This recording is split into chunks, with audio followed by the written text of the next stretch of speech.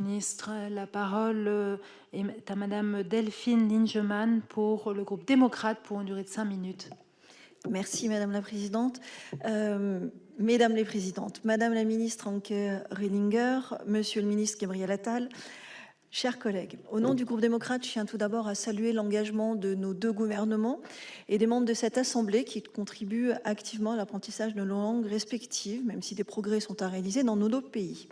Mon intervention ne portera pas directement sur l'apprentissage linguistique, mais sur le nécessaire renforcement des passerelles de formation en lien avec l'industrie. Des passerelles qui indirectement pourraient inciter à l'apprentissage de nos langues. Je recommencerai mes propos sur un double constat. Premièrement, vous le savez, mais il est bon de le rappeler, l'Allemagne demeure le premier partenaire commercial de la France et la France est quant à elle le 4e partenaire de l'Allemagne. Nos échanges portent particulièrement sur les biens industriels. La France et l'Allemagne ont par ailleurs de nombreuses coopérations industrielles communes, telles que les réseaux électriques, les batteries ou encore l'hydrogène. Nos deux pays sont enfin les fers de lance de l'innovation industrielle en Europe. Deuxième constat, en France comme en Allemagne, une grave pénurie de main-d'œuvre menace le fonctionnement de nos industries. Face à cette situation, il faut réagir en innovant dans des programmes de formation franco-allemands et en proposant de nouvelles dispositifs en lien avec l'industrie au collège et au lycée. En France, des actions sont menées pour sensibiliser les collégiens et les lycéens au secteur industriel et à ses métiers. Semaine de l'industrie, semaine école-entreprise, dispositifs techniques dans les REP et REP+. Le système allemand dispose aussi de dispositifs similaires. Mais la principale différence est l'orientation vers les formations professionnelles de manière très précoce en Allemagne. À ce titre, les systèmes de formation professionnelle sont différents. Et la réforme des lycées professionnels engagée à la rentrée 2023 en France se rapproche plus de l'entreprise à l'image de ce qui est pratiqué en Allemagne. Cette réforme pourrait être l'occasion de partenariat entre nos deux formations. Ma question est la suivante. Quelles initiatives communes envisagez-vous pour renforcer les mobilités, pour créer des parcours en alternance franco-allemand en faveur de l'employabilité des jeunes français et allemands dans l'industrie de nos deux pays? Merci beaucoup, Monsieur le Ministre.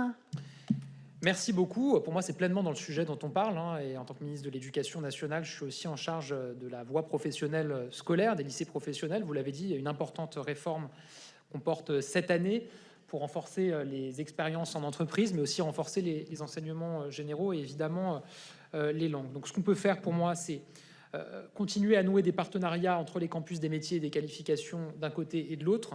Et je crois que depuis 2017, on en est maintenant à une vingtaine de partenariats qui ont été noués dans des secteurs aussi divers que la transition énergétique, les métiers du numérique. Il faut continuer à développer ça. Deuxième chose, il faut qu'on puisse renforcer les partenariats école-entreprise entre le système scolaire professionnel français et des entreprises allemandes. Et là, il y a des initiatives très intéressantes, notamment la CCI franco-allemande, la Chambre de commerce et d'industrie franco-allemande, a développé une plateforme école-entreprise qui permet à des élèves de la voie pro de solliciter plus facilement des stages, des immersions, des expériences dans des entreprises allemandes. Moi, je pense qu'il faut beaucoup développer cela. On pourra mobiliser les bureaux des entreprises dans les lycées professionnels, puisque vous savez qu'il y en a un maintenant par lycée professionnel. Et je pense qu'il faut aussi qu'on développe des innovations qui fonctionnent. Je vous donne un exemple. Vous savez que maintenant, au lycée professionnel, les élèves doivent réaliser ce qu'on appelle un chef-d'œuvre à la fin de leur scolarité. Je crois que c'est un lycée professionnel à Lille qui a testé une expérimentation de chef-d'œuvre franco-allemand pour le faire en lien avec l'Allemagne. Et c'est quelque chose qu'on pourrait, je pense, développer plus massivement à d'autres lycées professionnels. Merci beaucoup. Madame la Ministre. Oui.